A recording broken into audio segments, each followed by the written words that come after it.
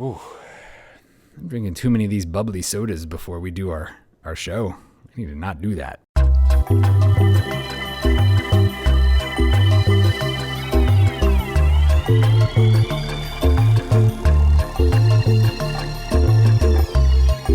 Mic check. Mic check. Peak pop? Peak pops. We have reached peak popping. Pops are just all downhill from here. All downhill. Pop rolling, really. Welcome to this, our 4th episode. To keep the last episode's metaphor going, this is senior year. We're ready to graduate. And I think it is time for us to announce the actual name of our podcast. If you're listening to this, dear listener, you already know the name of our podcast. And we technically knew before now. But I suppose it is now time to unveil. You are listening to Two Most Difficult with Paul and Laura. You might be asking yourself, oh man, that's an interesting name.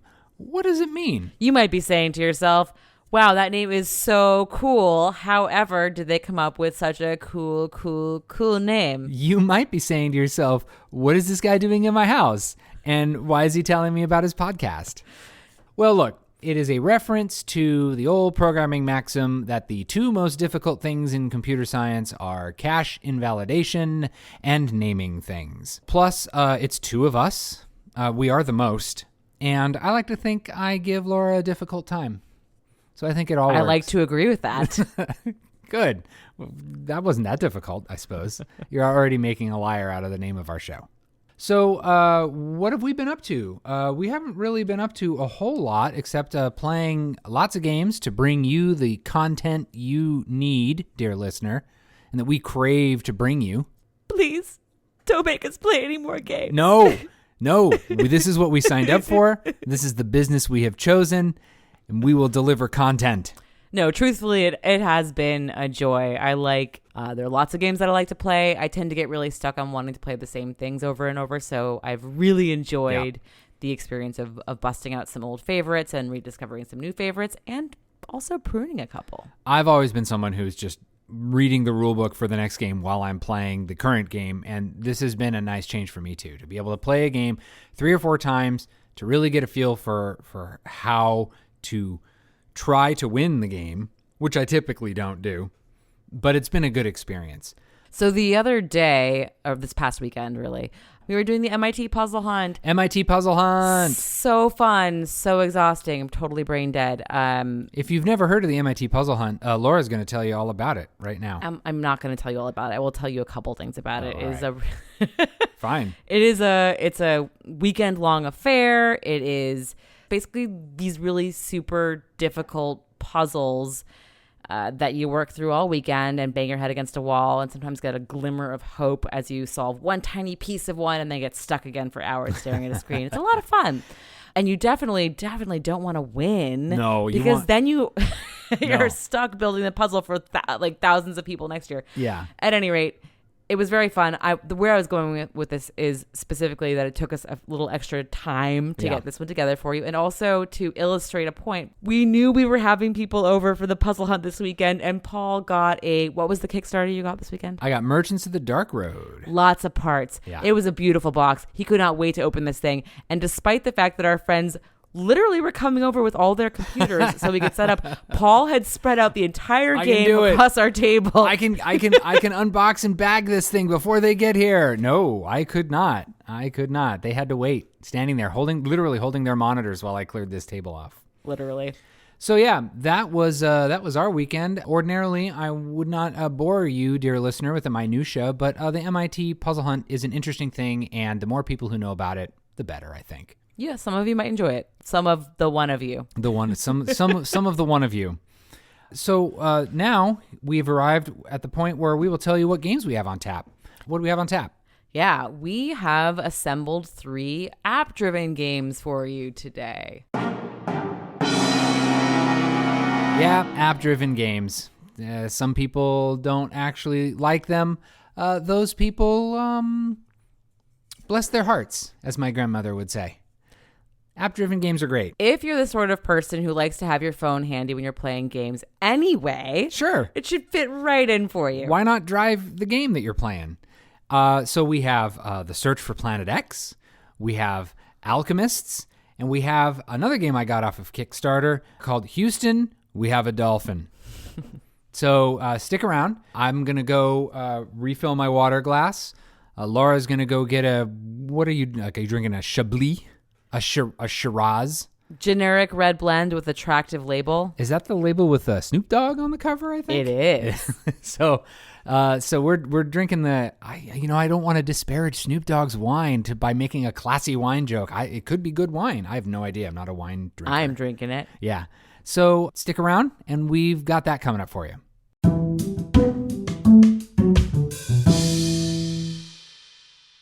If we look out into space, we can see all kinds of things. We can see a lot of vast nothingness. We can see the eventual end of our species. The inevitable heat death. The inevitable heat death. We can also see lots of satellites and space garbage. If you look really, really closely, you can see that red convertible that Elon Musk launched out into space. Is there a dummy in that convertible? No, because Elon Musk is still here with us. Oh. Hey-o! Yes, there was a dummy. They were playing Space Oddity by the great David Bowie. Rest in peace. But what we cannot see is this planet that some scientists think might exist. It exists potentially, in theory, way out there. And there's some facts in the rulebook that the rulebook is way over there. Wait, pause. Yeah. Is this game based on an actual theoretical planet? Yeah. I didn't know that. Yeah, there's this theoretical planet that's out there that would explain, I guess, some weird stuff about the universe. If your brother were here, he'd be happy to explain. Does this have to do with dark matter? No, it has to do with Planet X. Okay. So this game, The Search for Planet X, is all about the search for Planet X. And no, it's not the place where all of my former wives live. Hey-o!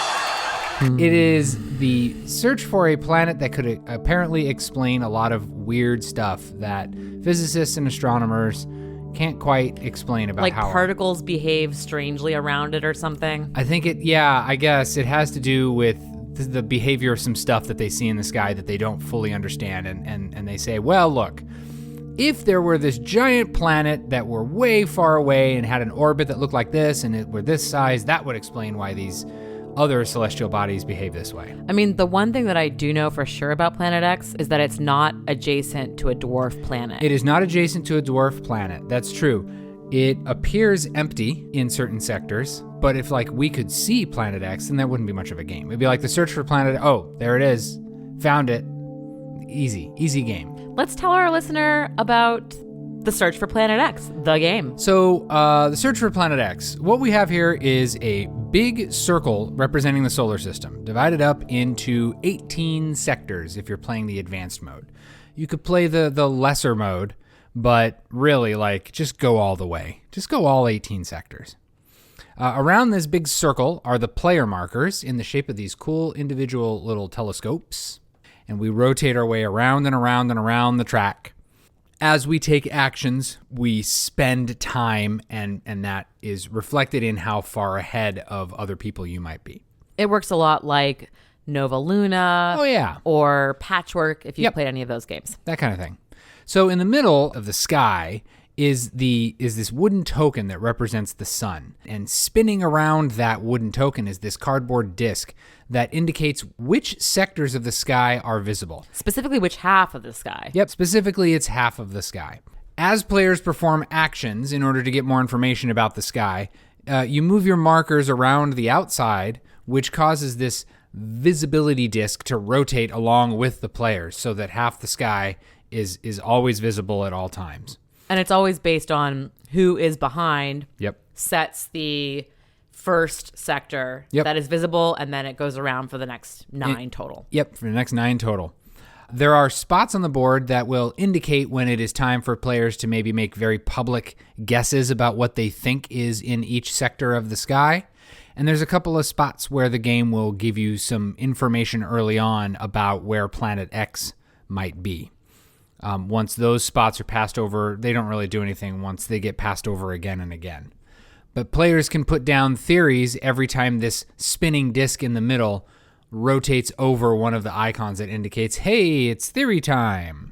So as the name of the game might suggest, Yep. the object of the game is to locate Planet X. Planet X. And to get there, you have to slowly logic out what is in other sectors to rule out where Planet X won't be so that you can figure out where Planet X is. And you're looking for comets, asteroids, dwarf planets, gas clouds. And that's it. And that's it, right? Yep. Okay. So you might be asking, well, how do we, the players, know if we've guessed right, or how does the game tell us? That is because this game, dear listener, is driven by an app. And if we haven't lost you by now, because some people are hesitant to partake in app-driven games, if we haven't lost you by now, then stick around, because we've got some thoughts. But let's finish telling you about how this game works a little bit, and then we can go into our thoughts about this game.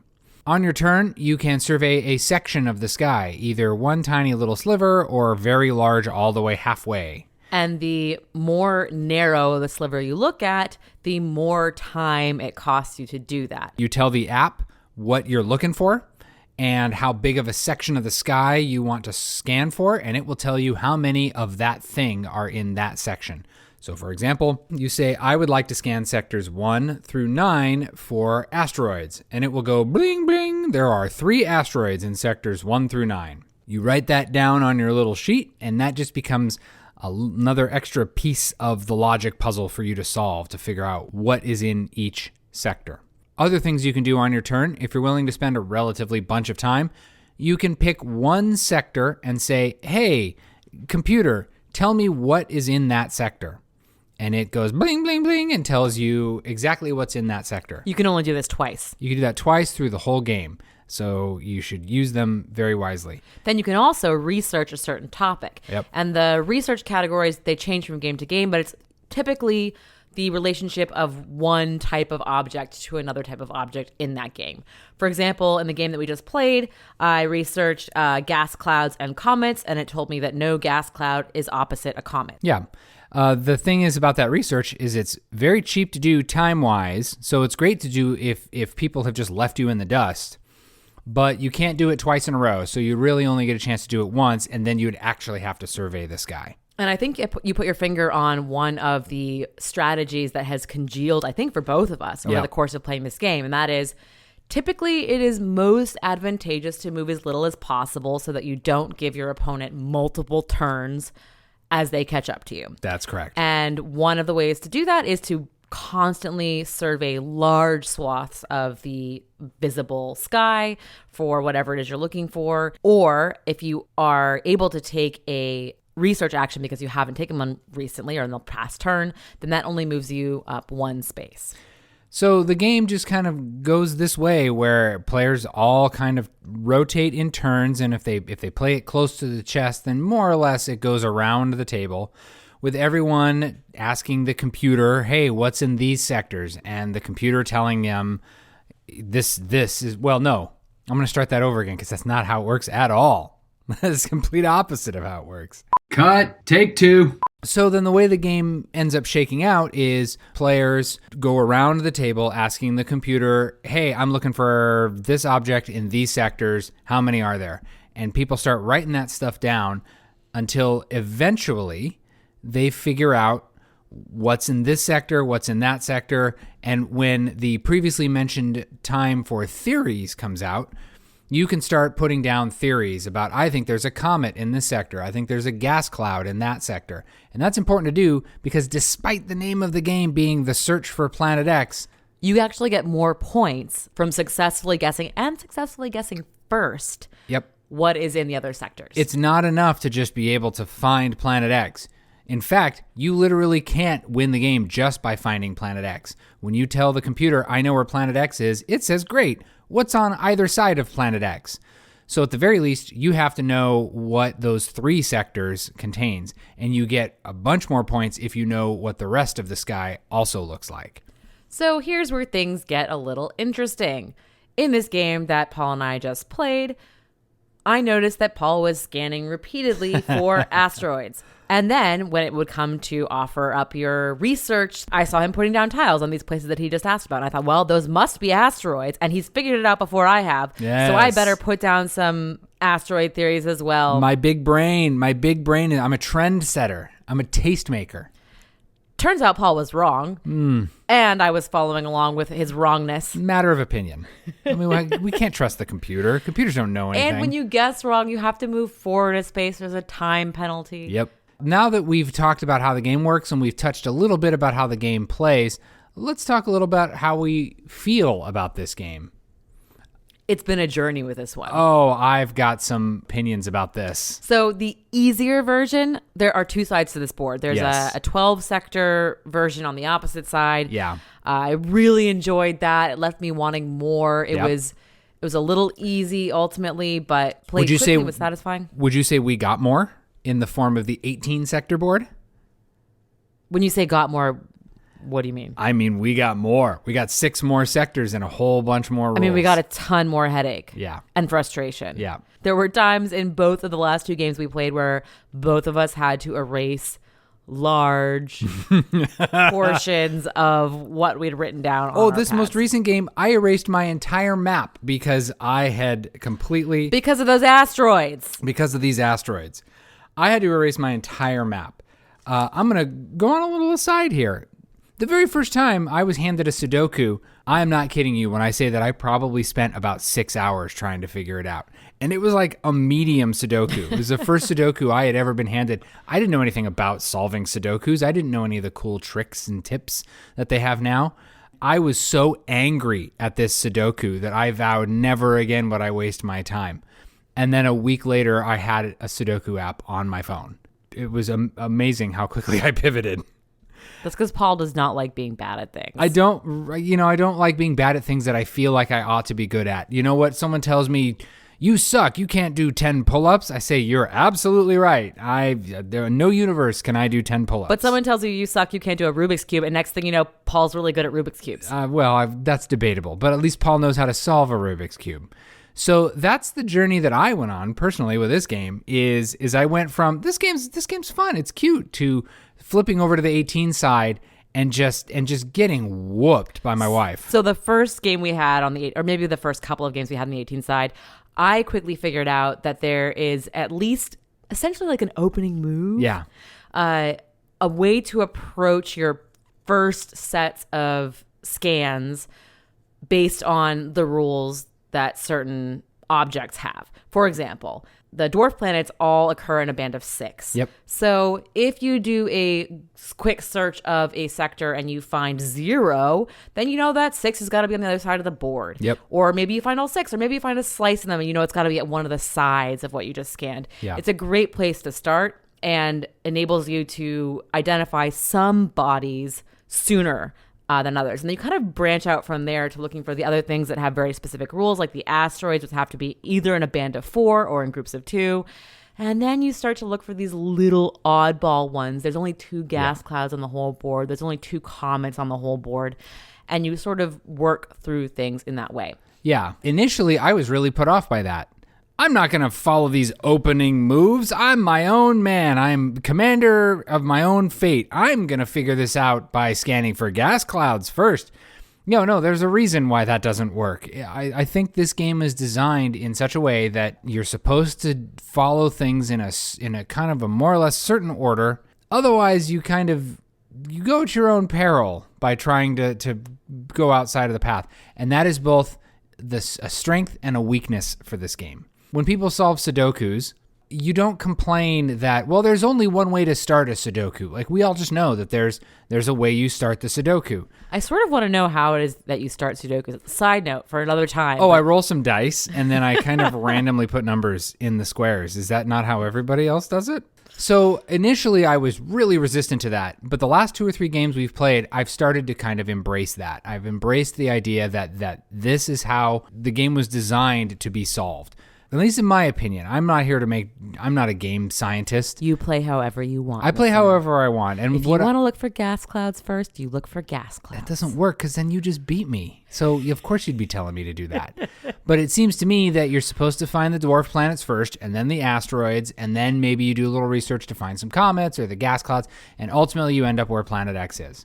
And I think if everybody knows that, then it becomes a really tight race. And the problem is we have yet to have that race actually happen because most of the time one of us makes a huge logic mistake. Paul put the ass in asteroids in this one. Yeah, I really did. We make, and it dragged you down with me.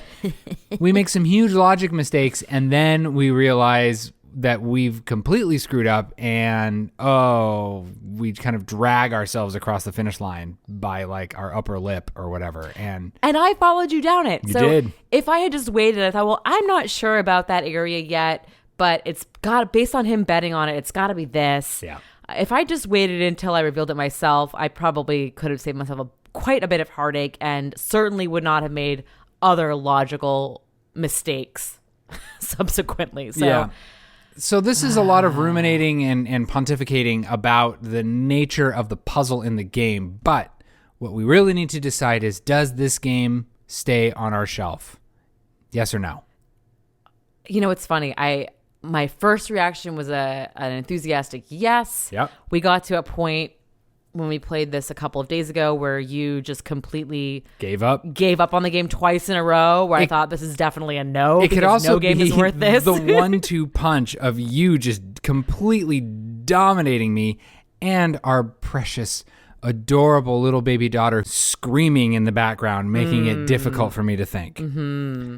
I've kind of come around a little bit on this. I think it still deserves a little bit of a place on our shelf, if only because we still have yet to execute what I consider to be a flawless game where neither of us have made a logic error. You know, I'm really glad to hear you say that because I'm going to be totally honest. I have felt a bit sour about the fact that as soon as you saw my superior approach and adopted it for yourself, that you won the next couple of games since you started doing that.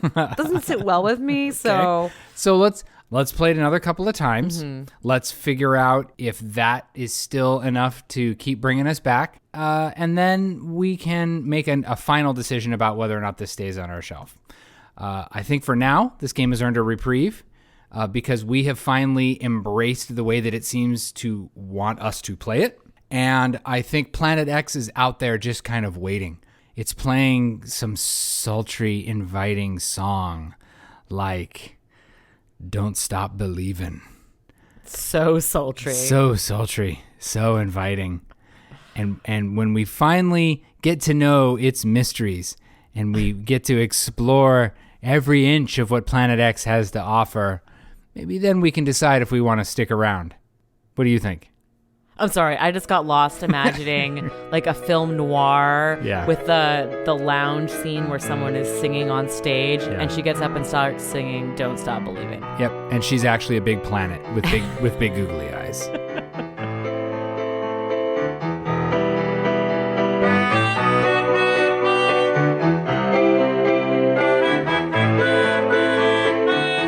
So now that I'm good and sloshed, can I make you a drink?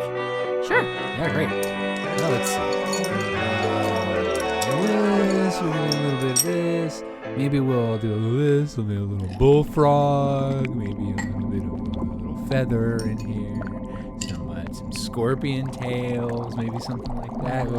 We'll mix that up and we'll just do a little of this. Yeah, great. Now, doesn't that look good? Isn't that a nice, healthy shade of green? What do you think? Smells froggy. That's just a side taste. And I think I see some kind of a stinger in here. Look, I'll give you a gold. There's a gold in it. Can you just drink it? Oh, well, now you're just talking. Drink it. Just drink it. Excellent. Now tell me exactly how you feel. Negative. Well, while you recover, maybe we can tell our dear listener about this game that we just played called Alchemists. It is a game about mixing things together and brewing potions. Yeah, mixing things up, taking these ingredients, combining them in strange and mysterious ways, and sometimes paying a less than willing student to drink it for you and tell you how they feel. Because you wouldn't want to have to drink it yourself and risk the repercussions. You could, but we'll get into those repercussions later. You're going to have yourself a list of ingredients. You've got your purple mushrooms, your fiddler's fern, your bullfrog, chicken feet, some weird blue flower, a ginger man, a scorpion, and a feather. This is like some weird Lucky Charms deal going on here. Some really gross. They're all different colors, too. Gross Lucky Charms. The idea is that you're going to combine 2 of these ingredients at a time to make a potion. And these potions can come in 3 colors, red, blue, and green, sometimes neutral, and they're going to have a positive or negative effect. Sometimes you can test it on a student. If the student is really reluctant, you can bribe them with some gold. If you don't have the gold, you can try testing it on yourself. And how do you know what your 2 ingredients will make? Well, you basically hold them up to your app. Yep. Yes, this is an app-driven deduction game. And the app will take in the images that you have given it, and it will tell you what your potion makes with a really delightful little twinkle sound, actually, if you have your sound on. Yep. I recommend Bling, having bling, your sound bling, on. bling, bling, It's something quite like satisfying. that. Yep. So every ingredient has what the game calls an alchemical symbol. That means that every ingredient is going to have some combination of positive and negative in the 3 colors. And one or more of those alchemical particles will be large or small. And what happens when you combine the 2 ingredients together, the app will look at the 2 ingredients and see which one has a big symbol and which one has a small symbol of the same color and the same sign. And it will smash those 2 ingredients together and give you the resultant potion. So for example, purple mushroom, green fiddler fern. If you smash those 2 together, if the purple mushroom has a big red positive and the green fiddler fern has a little red positive, no matter what the other 2 colors and symbols are, you get a positive red resulting potion. Yep. And so it's kind of a chemical combination game. Yeah. And it's designed so that you will never have a conflict where there could be 2 possible outcomes. Yeah, all that stuff is taken care of. They've mathed and logicked and scienced all that out. So if you're overthinking it right now, don't. I'm telling you right now, do not overthink it. They actually make it really easy to visualize what each symbol is and how it could possibly interact with all the other different symbols. So if we take your example of the mushroom and the fiddler fern, what did you say it made? What color? Made a red positive. Red positive. Yeah. Perfect. Let's go with this. So what you could do is on your scratch sheet that you have, go down the column of possible alchemicals for the fiddler fern and the purple mushroom, and just cross off anything that has a red negative, whether it be it large or small. It definitely can't be that. There's no way to generate a red negative with either of those 2 ingredients. Effectively enabling you to rule out half the possibilities for both of those. Right off the bat. And you just proceed this way through the game, combining 2 elements until you're able to deduce what is what. Yeah. So the next question I'm sure you have, dear listeners, why are we doing this? Well, the main reason we're doing it is so that we can sell these potions to wandering adventurers, but also so that we can propose theories about the alchemical symbols that these ingredients are made up of to get victory points for that. And to also, at the end of the game, demonstrate our potion-making prowess by on the spot in front of everyone saying, behold this red positive potion, and creating a red positive potion for everyone to see. At the end game exhibition. At the end game exhibition and getting all the accolades in the form of reputation, which all turns into victory points, which is the ultimate goal of the game, to get the most victory points, to be crowned king or queen of alchemy. So this is a victory points game, Paul, eh?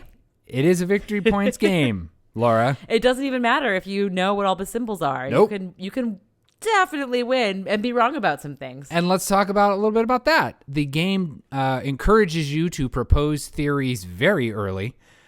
In some cases, proposing them right in round 2 before you've even had a chance to really nail down anything at all. The game definitely rewards you for proposing theories early and allows you to deal with those repercussions later. When you propose a theory, you make a kind of a secret bet. You publicly say, I think purple mushroom is red positive, green negative, blue positive, for example.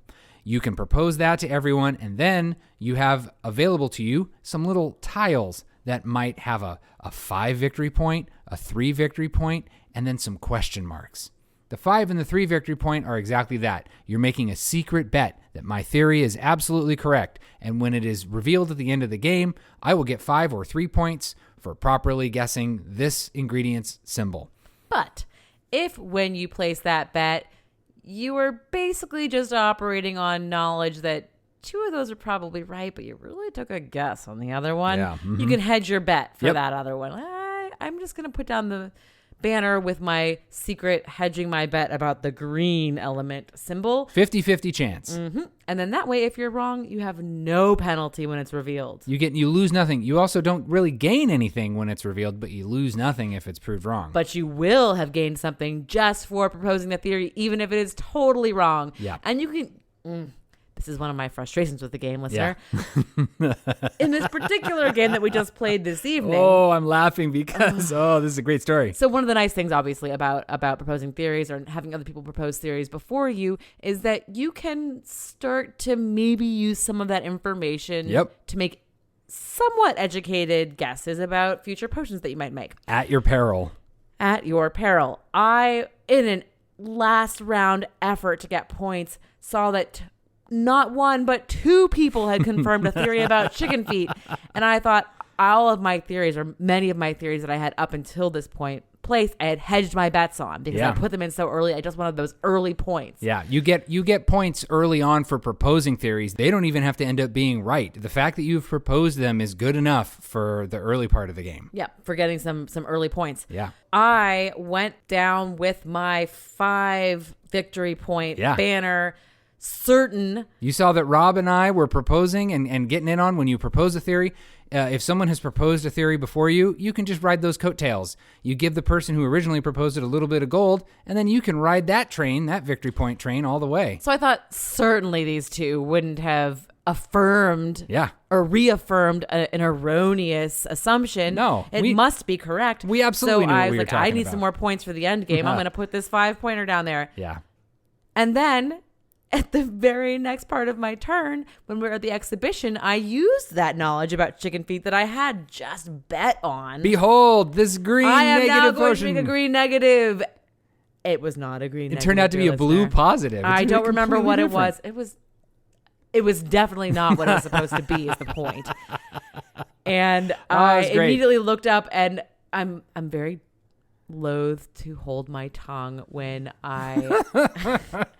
sometimes ought to in games, and really tipped my hand. And before anyone else had a chance to even exhibit, we can't repeat, dear listener, what she yelled out because this is a family show.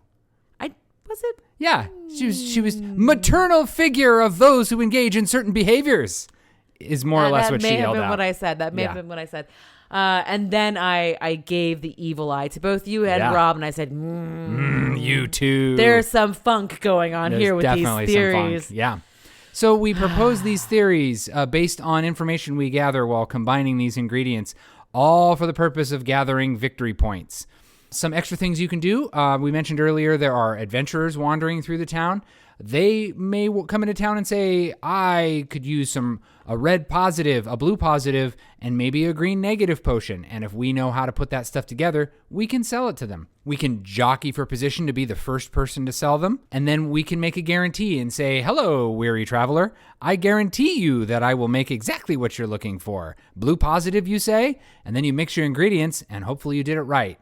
You can also, especially if you're using that position as an opportunity to test out another mix of components, you can, again, hedge your bet a bit and say, I'm going to make you a potion that is the sign that you asked for, but it might not be the same color. Or I'm going to make you a potion that is definitely not the opposite of what you ask for. I don't know what it is, but it's not the opposite. It's not the opposite. Or you can just say, hey, I'm going to make you something. It will be in a bottle, and you're pretty much just paying me for the glass.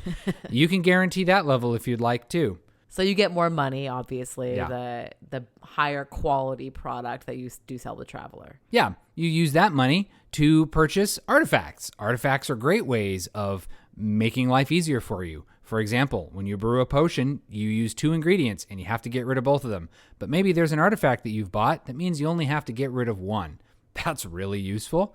Or maybe there's an artifact out there that says whenever someone brews a potion once per round, you can look at one of those 2 ingredients to give you some free information that you wouldn't otherwise have. Or in the case of the game that we just played, I had an artifact that made it so I didn't have to pay to propose theories, which is why I went gangbusters on the theories. So it's usually $1, 1 coin to propose a theory. And money is hard to come by in this game, listener. Yep. So that was, I thought, a pretty strong card to have as well. Yeah, so you do all this different stuff, and all of this stuff is executed through a worker placement mechanism. You have this big board with all these different actions that we've described. There's some fiddly bits with determining turn order. The earlier you're willing to go, the less benefits you'll get. The later you're willing to go, you'll get some extra rewards in the form of ingredients or favor cards, which are one-time use that will maybe get you some extra ingredients or maybe get you some extra gold when you sell a potion. Or maybe get you an extra cube that turn for your worker placementing. For your worker placementing. So it's not enough to just figure out the matrix of all this stuff. The real challenge of the game is figuring out what you're going to do with that information. Are you going to make money? And if so, how are you going to turn that money into victory points? So let's go over just briefly the other things you can do. We touched on selling potions to travelers. Yep. We touched on buying artifacts. We touched on drinking potions and having students drink potions. I think we mentioned that. Highly encouraging your students, maybe with a little extra gold, to drink some potions for you. Proposing theories, and we're missing a couple of things. Yeah, we've got proposing theories, and then we've got debunking theories. Someone slaps down a symbol. They say, I think bullfrogs... chicken feet. I think chicken feet are triple positive. You can look at your sheet and say, oh, but I have information they don't. I don't think that's true at all. You can debunk theories as well. You proudly announce, I think that theory is garbage, because when you combine chicken feet with this other ingredient, it makes a potion such that there's no way chicken feet can be triple positive. And then you can humiliate the person who proposed that theory, get a little reputation for yourself, and give yourself a chance to swoop in and propose a new theory before anyone else has a chance to do it. I wish that had happened in this past game. The last thing that you can do is forage for more ingredients. And that ends up being, it's one of the cheap things to do, but it's a really important part of the game, because every time, unless you have an artifact that saves you from having to do it, every time you brew a potion, whether you're drinking it yourself, giving it to a student, selling it to a traveler, you have to consume those ingredients. So you're using 2 every time you test something. You're just trying to keep this conveyor belt of ingredients coming in so that you can keep testing things, so that you can know which ones are what symbols, so that you can propose theories, or so that you can use that knowledge for selling potions or for exhibiting them at the end of the game. Well, that's the game. It sounds like a lot. We just threw a lot at you, especially compared to the Search for Planet X, which really is just a logic puzzle. It's this without the worker placement part. A little bit of thinking around the how much time you want to use to take your action, but this adds a whole larger element. Yeah. It's not enough to know what the symbols are. And in fact, you might even finish the game only knowing what half the ingredients actually do. It matters what you do with that information. So now that we've laid out for you what the game plays like, let's talk about how the game makes us feel when we play it. Well, I like this game a lot. I do too. It's fun. Yeah. It's also, I think, charming in that, for example, with the negative potions, when you brew a negative potion and you consume it yourself, you have to suffer the consequences. When you poison a student, you just have to pay the student to keep drinking potions. Everyone after you, if you fed the student a negative potion, has to pay that student a gold, which maybe ruins someone else's plans because they weren't counting or they were betting that they wouldn't have to pay gold to the student to drink their potions. And if you drink it yourself, then that poison falls to you to consume. And there's the red one, the green one, and the blue one. And the instruction booklet has a pretty humorous bit where it explains what each of the poisons actually does. Yep. The one that really makes me chuckle is that if you drink a blue negative, I think it's the one that's the insanity potion, and you are caught doing naked cartwheels, and therefore your reputation suffers a blow. Yeah, you don't remember doing it, but everyone else sure does. So your reputation drops by 1. And reputation at the end of the game converts victory points. directly into victory points. And the reason why it's reputation during the game is because the more reputation you have, the more likely heroes are to buy potions from you ahead of everyone else. And if your reputation gets high enough in the game, the heroes will even give you some extra money for the potions that you sell them. So yeah, I like the charm of it for that. The heroes are not particularly exciting. They're kind of bland. It really is just a face card with a request at the bottom of what they want. It feels like it's been generated mathematically. There are 6 heroes with, certain combinations of the potions and the signs that they want, and you get rid of one, so there's one that's guaranteed to not show up, so you never really know exactly which ones are going to show up in what order. Yeah, but that part is not particularly thoughtful to me compared to the rest of it, which is, like I said, just really full of character. Yeah. The artifacts are great places to start to give you an idea about how you want to approach your game. Yeah. Lots of fun different ways to play. I find it very satisfying and I enjoy it even when I don't win. This game is by Czech Games Edition, and their art is always fantastic. Everything has just such a wonderful, enticing look. You know exactly what's going on. It's just so charming and whimsical. I really, really enjoy it. I know when I get a CGE game, I'm going to get some excellent art and a wonderful rule book that is very clear and humorous and lays things out for you in a perfect way. We've played this game at 2 players, 3 players, and 4 players. And I'm going to say it plays very differently with all 3 numbers of players. Normally, in a 2-player game, we each have 6 cubes to work with. That's a lot of cubes, all kinds of stuff we get to do. All the way up to a 4-player game, we have 4 cubes to work with. But the same number of rounds. Yeah, the same number of rounds to get through, which means you're just not doing as much during a round. It didn't feel like we were that starved for stuff to do. It felt like there was still so much going on that we didn't feel like the game suffered. I didn't anyway. I didn't feel like the game suffered because of it. Well, I suffered because of you and Rob on the chicken feed. Sure, but it was not because of your lack of action. It was because we duped you. It's because we just, look. That's true. We just propose. We just got to be first, right? You don't have to be right. You just have to be first.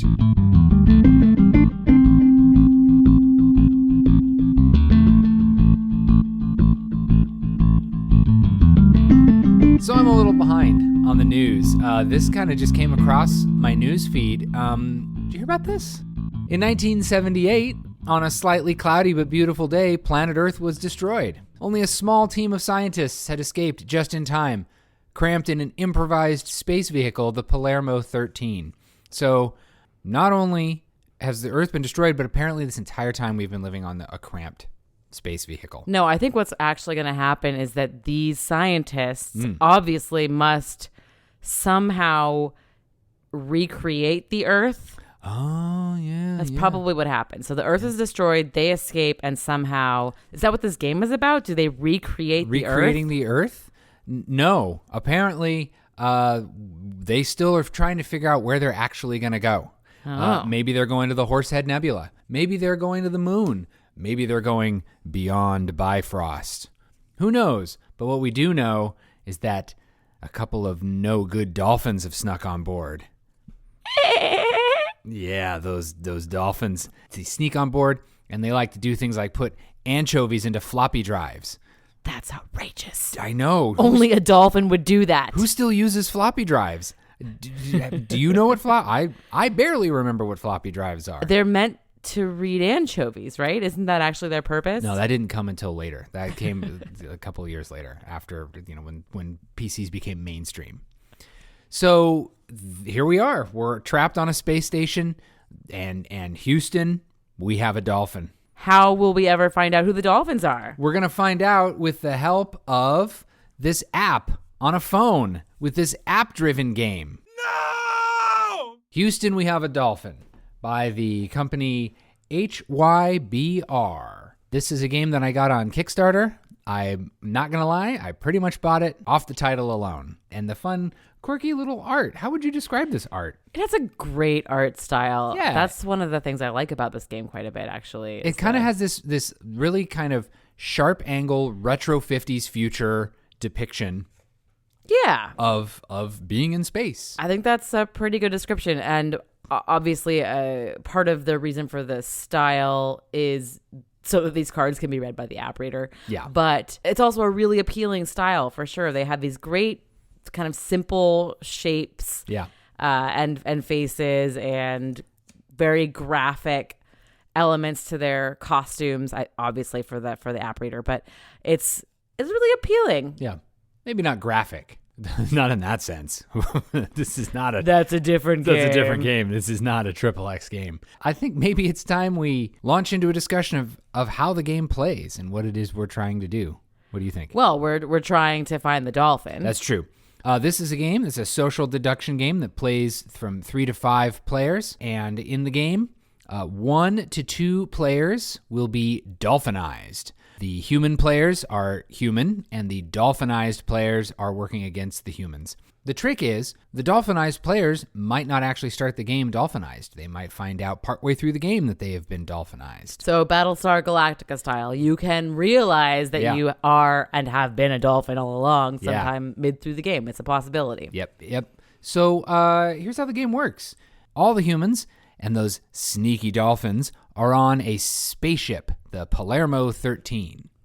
And the problem is, it is shut down. All the lights are off, all the systems are malfunctioning, and the only way we can fix the problem is by rebooting the spaceship. How do we reboot the spaceship, Paul? You have to get the power down low enough so that you can successfully reboot the system. In order to get the power down low enough, you have to detach the 3 modules that are attached to the spaceship. And the only way we can do that, unfortunately, is for some brave heroes to sacrifice themselves in order to do it. Too bad. Get out there. Do your job, heroes. So how do we actually disconnect the modules, though? Yeah. How does it happen? Yeah, let's go over some of the mechanics here. In the game, you're going to get a board that shows the layout of the space station, and you're going to get a deck of cards. In that deck of cards, you're going to have heroes, you're going to have engineers, you're going to have dolphins, and you're going to have some other weirdo characters like observers and the dog and the enigmatic Mr. Microwave. We will get back to those folks later. But mostly, at least when we first started playing the game, and only very recently did we add those other characters at all, the heart of the game is around the heroes, the engineers, and the dolphins. Yep. So a successful mission to dislodge a module will involve one hero to go, as you said, and valiantly sacrifice themselves to dislodge the module, supported by an engineer on each side who has either a blue or a red arrow, one of each, pointing at and supporting the hero. That's a successful mission. Given that this is a social deduction game, all of the cards are played face down. And when you play a card, you have to hover it over the app. So the app knows what the outcome of the mission will be. The app is driving the entire game. Before the game even starts, you run through the entire deck of cards. And based on the parameters you set up for the game, the app knows exactly which player has which cards. So when you scan the cards, the game knows which player has played what cards, because it's got it all going in its crazy technological brain. So a typical round will involve the active player, the captain, designating one other player to pick someone to put down onto the board to commit them to the mission. Doesn't have to be a hero right away, but that person who puts someone down then picks someone else and can even pick the person who picked them until 3 separate characters have been put down on the board. Ideally, as Laura said, you want a hero in the middle and you want an engineer pointing on either side of them, supporting that hero. If everything goes well and all of that actually happens, then you've detached a module and the person who played the hero can decide if they want to rescue the astronaut that is trapped inside of that module, or if they would instead rather take 3 panic, which is the game's currency, which is used for voting decisions, which we will definitely get to in just a bit.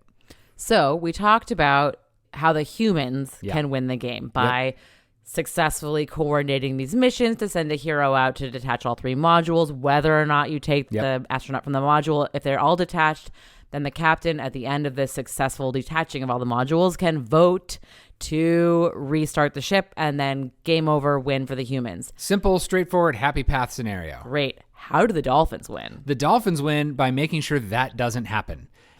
In these cards are a couple of Dolphin cards. So the Dolphin player, in addition to maybe playing cards a little less efficiently or lying about what they're actually playing, they can just straight up include a Dolphin on one of these missions, and the Dolphin will just murder someone who is on the mission. Let's talk about how the different characters can die in this game.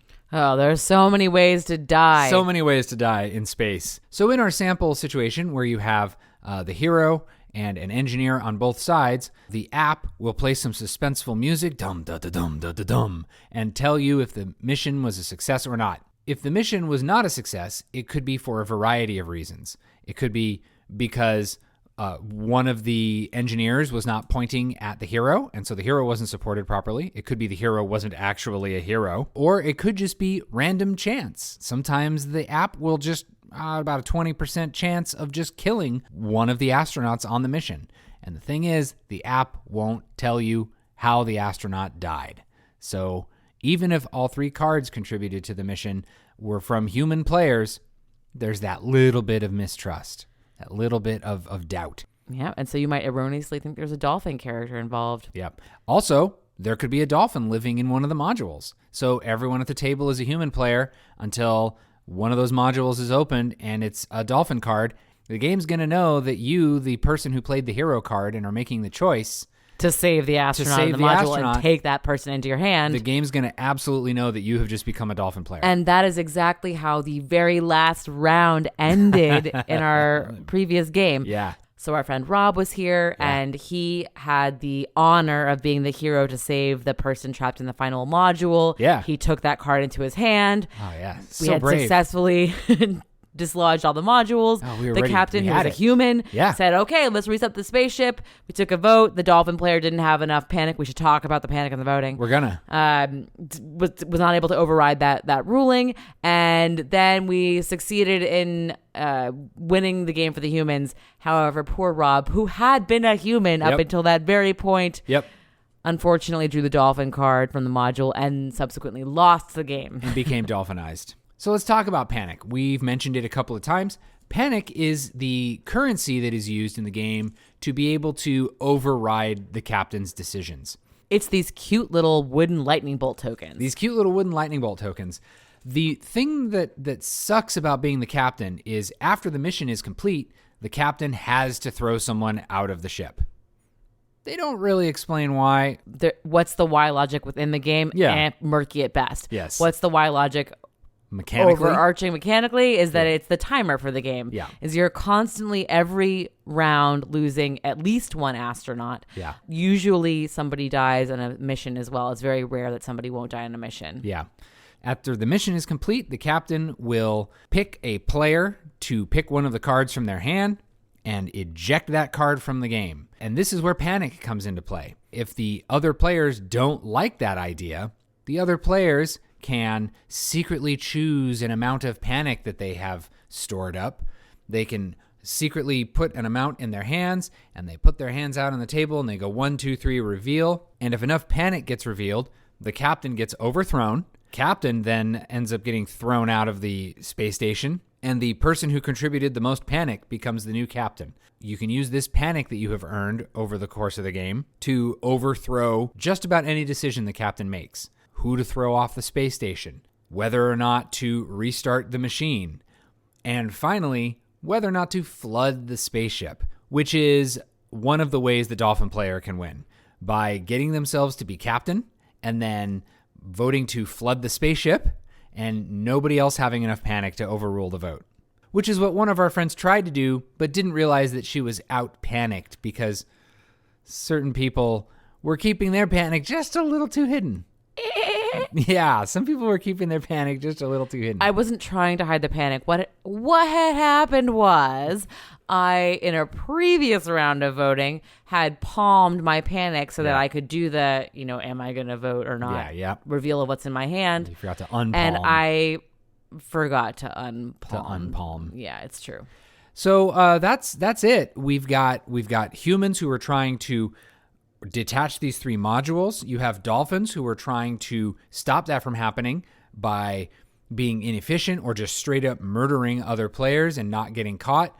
and or Dolphin's trying to save up enough panic to be able to overthrow the captain and flood the spaceship and win the day. And also, either side can win by simply killing all of the astronauts from the opposing team. That's always an option. If you know which players are Dolphins and which players are humans, yeah, you can orchestrate a mass murder of those players' cards. So we've talked about engineers. We've talked about heroes. There's a couple of extra little weird special powers in here. We have observers. Observers will look in a certain direction and they will report back what they see. It might say something like, Dr. Miles saw Julia. The app will announce to all players that observer character was present and what that observer character saw. Yeah, it doesn't say where the observer was or who played the observer, but it does just say something like, Dr. Miles saw Julia.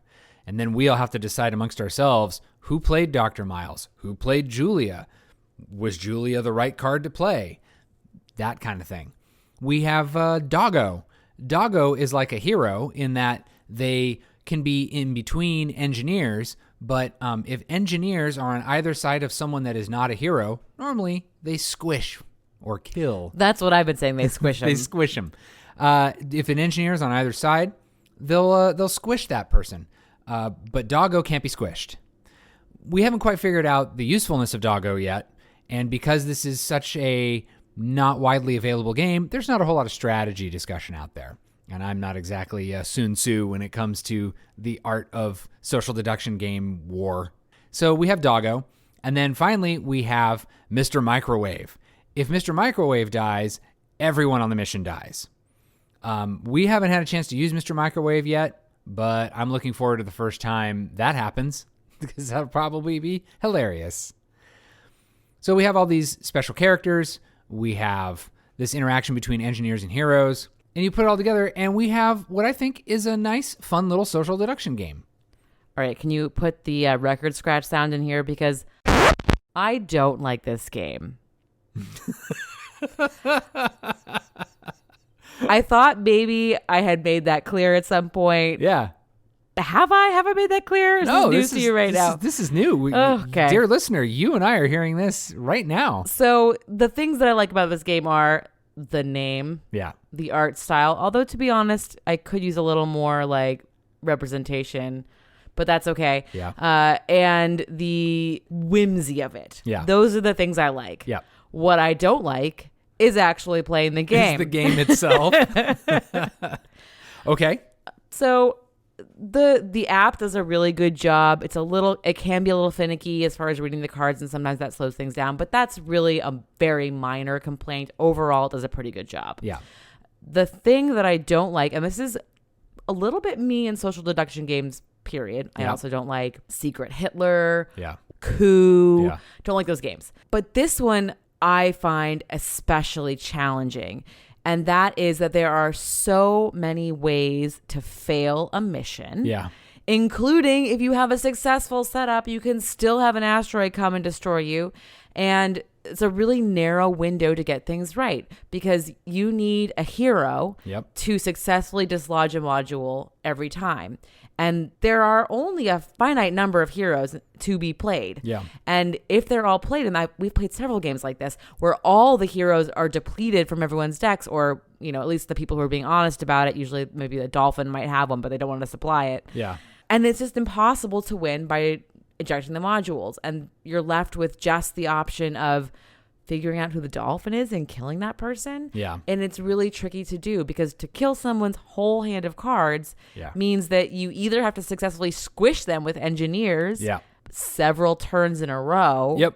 Or you need to have the captain always choose to eject that person, but you can't leave them out of the mission because if you keep leaving them out of the mission, they'll get panic and then they'll overthrow you. So it's a really tricky game. I always feel like the only time it's been really satisfying for me is those couple of times we've played this where the social deduction aspect really worked out and we were able to figure out who the Dolphin was and band together to get rid of that person. But those games are few and far between. And more often I find that the humans either stumble to victory or the Dolphin wins.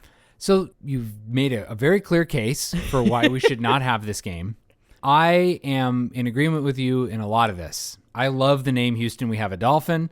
I love putting it out on the table in front of people who've never seen a game like it before.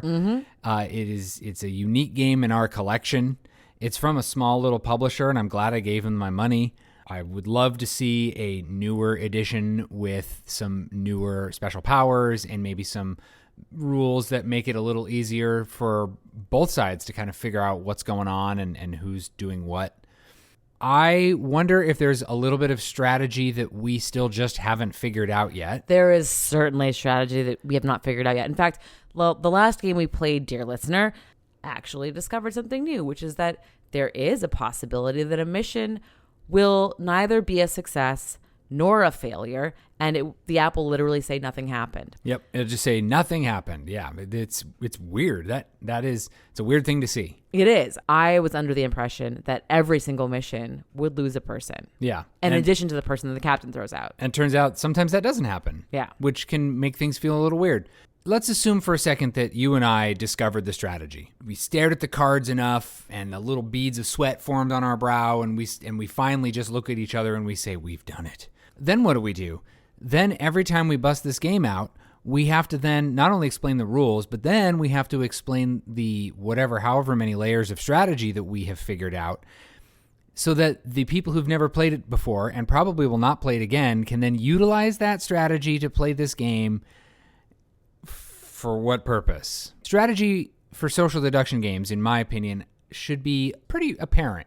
Someone who's never played the game before and has been explained the rules should be able to understand how they can deceive other people if they end up being the traitor.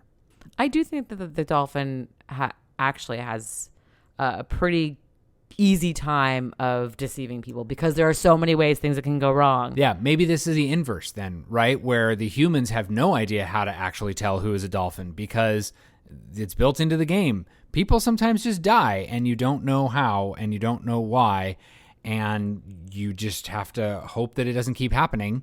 You don't know if it was a dolphin that did it or if it was just a rogue asteroid. So I think we are circling around and about to land on a conclusion here. I think this is my first ouch. This might be my first ouch where I have to go, oh, man. So here's why I think we should keep this game. Should we start there? Oh, throwing me a lifeline here. Because you love it so much. It is clear to me how much you like this game. I know. You busted out. You like seeing the look on everyone's faces when they're introduced to this strange game. It's so strange and quirky. I really like it. It is really easy to take places. It plays quickly. It's in a small box. If it took up a lot more space on my shelf, I would be a little bit more willing to get rid of it. But it's in such a slim box. It's a memorable game. It is a memorable game, and I vastly prefer it to those other social deduction games that I mentioned. Yeah. So I think we were circling. We were about to land on a conclusion, but just at that last minute, Laura swoops in and gives me permission to keep the game on the shelf. I'll take it. I'll take that, and I will run with it. It's like Earth just rematerialized from 1978. And there's bell bottoms everywhere.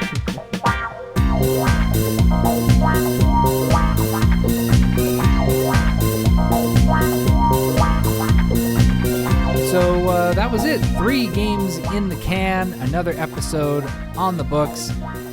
Senior year podcast high, graduation. And this is where we decide if we're going to, take a gap year and go discover ourselves. I have a feeling we're going to go to college and we're going to probably get a master's and probably multiple PhDs. Wow.